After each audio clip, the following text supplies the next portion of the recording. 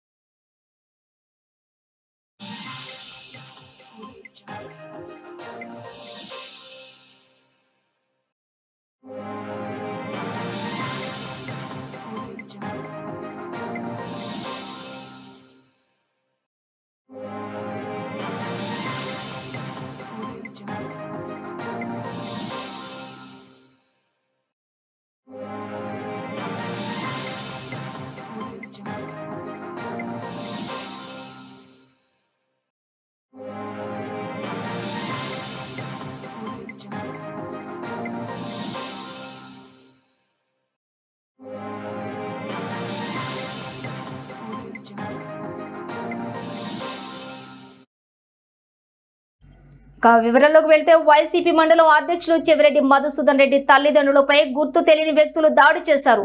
అర్ధరాత్రి 2 గంటల ప్రాంతంలో గుర్తు తెలియని వ్యక్తులు తలుపులు పగలగొట్టి ఇంట్లోకి ప్రవేశించి వారిపై కత్తులతో, ఇనుప రాడ్లతో దాడి చేయడంతో జయమ్మ అక్కడికక్కడ మృతి చెందగా మహాదేవరెడ్డి తీవ్ర గాయాలతో శ్రీకాళహస్తి ఏరియా హాస్పిటల్లో చికిత్స పొందుతున్నారు. కేసు నమోదు చేసుకున్న పోలీసులు దర్యాప్తు చేస్తున్నారు. అయితే ఈ విషయంపై పూర్తి సమాచారంతో మా రాయలసీమ కోఆర్డినేటర్ మధు పూర్తి సమాచారాన్ని అందిస్తారు. మధు, చెప్పండి, అక్కడ పరిస్థితి ఏ విధంగా ఉంది? అసలు అక్కడ మరి చుట్టుపక్కల ఉన్నటువంటి వారు ఏ విధంగా అక్కడ ఉన్నారు, ఏం మాట్లాడుతున్నారు?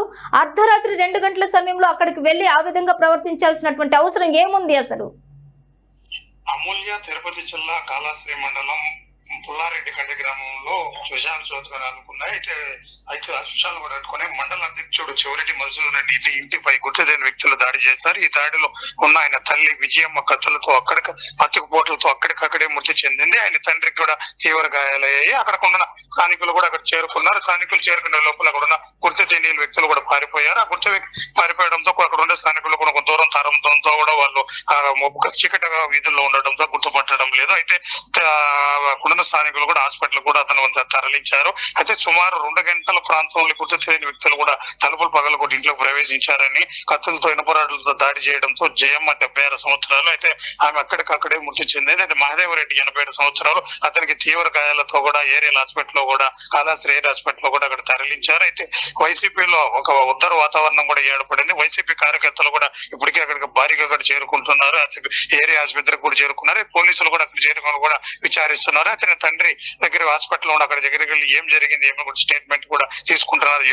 ఎవరు మీకు గుర్తుపట్టిన వాళ్ళు వచ్చారా, లేకపోతే దొంగతనం వాళ్ళు వచ్చి మిమ్మల్ని మీద అటాక్ చేశారా, లేకపోతే మీకు ఇంకేమన్నా ఆస్తి తగాదాలు ఉన్నాయా అనే కోణంలో కూడా పోలీసులు కూడా దర్యాప్తు చేస్తున్నారు. అయితే మొత్తం మీద చూసుకుంటే ఇది రాజకీయ కారణాలా లేదా దొంగతనమా లేదా ఇంకేందో అనేది కూడా పోలీసులు కూడా ఇన్వెస్టిగేషన్ లో తేలియాలి. అయితే అక్కడ ఉన్న గ్రామస్తులు కూడా ఈ ఆస్తి తగాదాలు వీళ్ళ రిలేషన్ తో కొన్ని ఆస్తి తగాదాలు ఉన్నాయంటున్నారు కొందరు.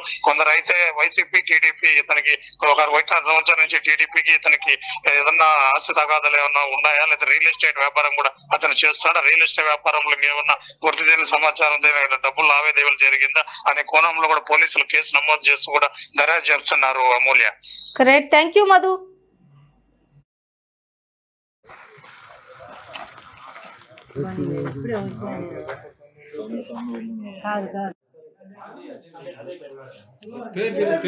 ఎవరు చెప్తున్నాడు కాదు పనిచేసేవాడు